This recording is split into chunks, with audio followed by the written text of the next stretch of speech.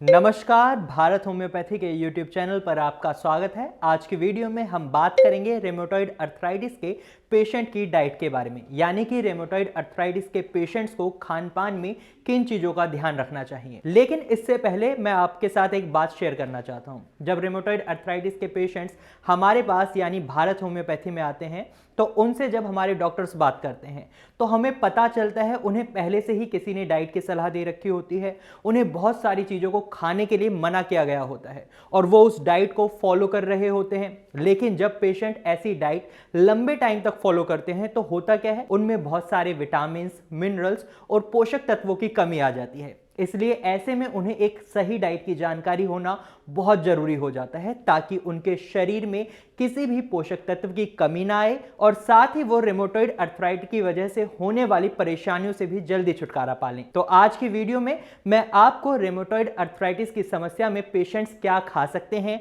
और क्या नहीं खा सकते, ये सभी जानकारी देने वाला हूं। साथ ही मैं आपको ये कारण भी बताऊंगा कि किन वजहों से रेमेटॉइड अर्थराइटिस के पेशेंट्स ये चीजें खा सकते हैं। लेकिन सबसे पहले जरूरी यह है कि हमें पता हो कि हमें किन चीजों को अवॉइड करना है। इस बीमारी के अंदर हमें ज़्यादा चिकनाई वाली चीज़ें, ज़्यादा मीठी चीज़ें और प्रोसेस्ड फूड को बिल्कुल अवॉइड करना है, यानी कि ज़्यादा तला हुआ, ज़्यादा घी बटर वाला खाना जैसे कि समोसे हो गए, किसी भी तरह के पकौड़े हो गए, पराठे हो गए या किसी भी तरह की तली हुई चीज़ें हो गई, आपको ये सभी चीज़ें अवॉइड करनी है। साथ ही ज़्यादा मीठा जिसमें चीनी या आर्टिफिशियल स्वीटनर्स हो, आपको ये सारी चीज़ें अवॉइड करनी है। साथ ही पैक्ड फूड, प्रोसेस्ड फूड जैसे नमकीन, चिप्स, बिस्किट और जूस, यानी कि जो भी चीजें मार्केट में पैक्ड चीजें मिलती हैं, आपको उन सभी को अवॉइड करना है, क्योंकि इन तीनों ग्रुप ऑफ फूड्स के अंदर ऐसे कंपाउंड्स हैं जो इन्फ्लेमेशन को बढ़ाते हैं, यानी कि सूजन को बढ़ाते हैं और ये साइंटिफिकली प्रूवन है। आप में से भी कई लोगों ने महसूस किया होगा, अगर किसी दिन आप ज्यादा तली हुई चीजें खा लेते हैं या ज्यादा मीठा खा लेते हैं तो अगले दिन आपके जोड़ों में दर्द और अकड़न बढ़ जाती है। तो इसलिए इन तीनों ग्रुप ऑफ फूड्स को अवॉइड करना बहुत जरूरी हो जाता है। अगर आप एक अर्थराइटिस के पेशेंट्स हैं तो आपको इन तीनों ग्रुप ऑफ फूड्स को बिल्कुल अवॉइड करना है। अब सवाल आता है, किन चीजों को रेमेटॉइड अर्थराइटिस के पेशेंट्स अपनी डाइट में शामिल कर सकते हैं। इसका सिंपल सा जवाब है, जो भी फ्रेश और नेचुरल चीजें हैं उन्हें पेशेंट अपनी डाइट में शामिल कर सकते हैं, जैसे कि फ्रेश फ्रूट्स हैं, फ्रेश वेजिटेबल्स हैं, इन्हें पेशेंट्स अपनी डाइट में ज़्यादा लें, ज़्यादा सलाद खाएं और ड्राई फ्रूट्स यानी कि अखरोट, बादाम, पिस्ता, काजू इत्यादि को अपनी डाइट में ज़रूर शामिल करें। अगर आप अलग अलग तरह के फल खाते हैं तो आपको अलग अलग तरह की पिगमेंट्स मिल सकती हैं जो कि एंटीऑक्सीडेंट और एंटी इन्फ्लेमेटरी होती हैं। आप में से कई लोगों ने ओमेगा 3 फैटी एसिड के बारे में सुना होगा। तो omega 3 fatty acid naturally anti inflammatory है, यानी कि नेचुरली सूजन कम करने में काफ़ी यूजफुल है। वहीं रेमेटॉइड अर्थराइटिस के पेशेंट्स में दर्द के साथ सूजन की समस्या देखने को मिलती है, तो ऐसे में जरूरी हो जाता है वो ऐसी चीजें खाएं जो उनकी सूजन को कम करने में उनकी मदद करें। इसके लिए पेशेंट्स फ्लैक्स सीड्स मतलब अलसी के बीज, chia seeds, soya beans, dry fruits और ऑलिव ऑयल इत्यादि को अपनी डाइट में शामिल कर सकते हैं।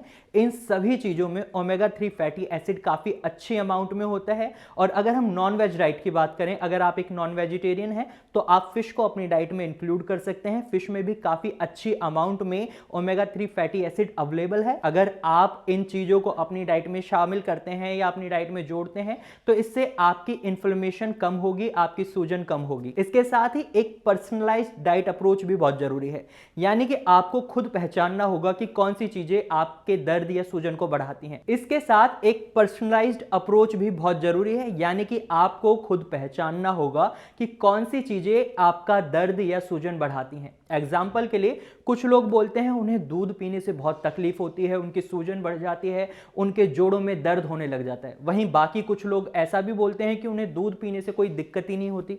तो जिन पेशेंट्स को दूध पीने से दिक्कत नहीं है तो वो दूध पीना क्यों छोड़ें। ऐसा कोई साइंटिफिक डाटा अवेलेबल नहीं है जो बोले अर्थराइटिस के लिए दूध खराब है या अच्छा है। अगर आपकी बॉडी दूध को सूट नहीं करती तो आप इसे छोड़ दें, और अगर आपकी बॉडी दूध को सूट कर लेती है तो आप दूध पिएं, क्योंकि अगर आप दूध पीते हैं तो आपको उसके फायदे भी मिलेंगे। जो भी पोषक तत्व दूध में होते हैं वो आपकी बॉडी को मिलेंगे। वैसे मैंने सिर्फ दूध का एक एग्जाम्पल लिया है, आप इसकी जगह कोई भी चीज़ ट्राई कर सकते हैं।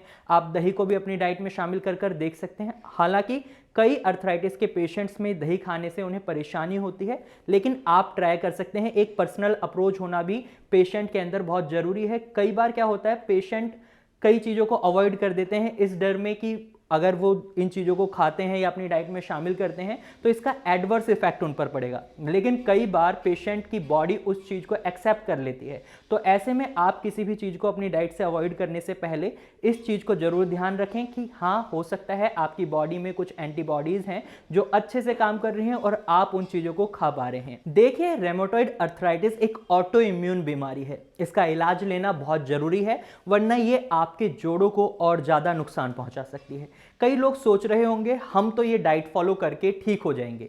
तो मैं आपको बता दूं, ऐसा बिल्कुल भी नहीं हो सकता।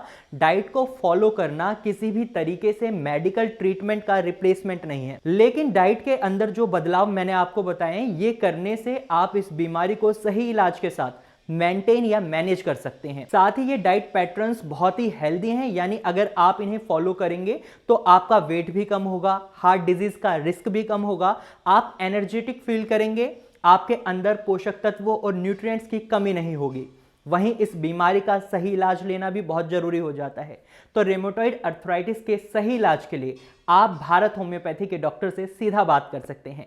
आप नीचे दिए गए नंबर पर सीधा कॉल कर हमारे डॉक्टर से सवाल पूछ सकते हैं। यहां आपको फ्री ऑफ कॉस्ट कंसल्टेशन दिया जा रहा है, तो देर ना करें, सीधा कॉल करें और जल्द से जल्द अपनी समस्या का इलाज लें, क्योंकि ये बीमारी बहुत खतरनाक बीमारी है। ये आगे चलकर आपके लिए बहुत ज़्यादा खतरा बना सकती है। तो आज की वीडियो में सिर्फ इतना ही। अगर आपको हमारी वीडियो अच्छी लगी है तो आप इसे लाइक करें, साथ ही इसे अपने दोस्तों और रिश्तेदारों के साथ शेयर करना बिल्कुल भी ना भूलें। और अगर आप ऐसे ही इंफॉर्मेशनल वीडियोज़ और देखना चाहते हैं तो अभी हमारे चैनल को सब्सक्राइब करें। Thank you for watching.